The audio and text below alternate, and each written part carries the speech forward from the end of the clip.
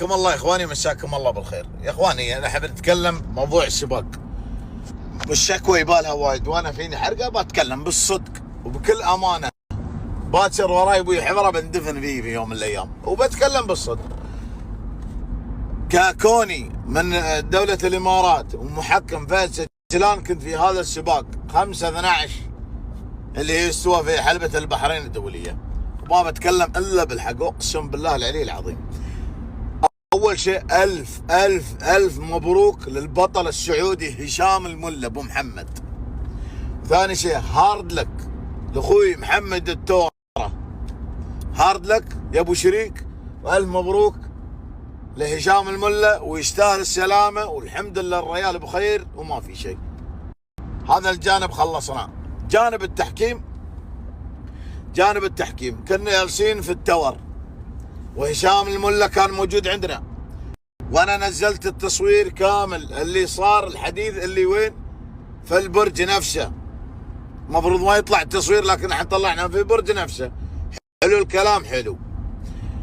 قالوا لي يا سجلان سير ايب محمد الجابري وتعال، لا تجيب التورة. ليش؟ عشان ما تصير مشكلة بينه وبين هشام، يعني كلام ما يبون كلام.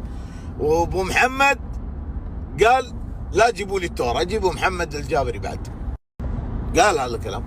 لا ان شاء الله ها شو يصير ايبه، قال يصير محمد الجابري وتعال. يعني الحكام واللي كانوا موجودين هناك كلهم قال يصير محمد الجابري وتعال عشان نتفق. قلنا تمام. ركبت انا السيارة جولف كار، صرت وين؟ قالت سب زيرو اللي في الحلبة. محمد الجابري تعال يبونك.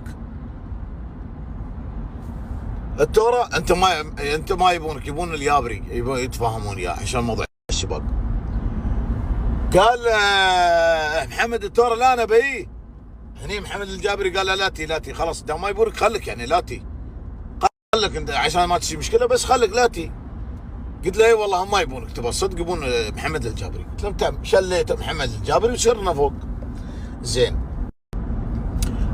هو السباق اللي يفهم بالسباقات، اللي يكسر سنسر ال80 موترين، كسر سنسر ال80 الاقرب لل80 هو الفايز، هذا معروف. زين، خلينا نقول هذا القانون ما يمشي، لازم انت تجلسهم هم الاثنين تقول لهم يا اخواني اذا كسرتوا سنسر ال80 برايكم وسيروا على سنسر النهايه. سنسر البدايه وسنسر النهايه اللي طايف الخط بكل امانه اللي هو هشام الملا. زين، الحين وين الغلط اللي صاير عيل يا فهد؟ اذا انت تقول والله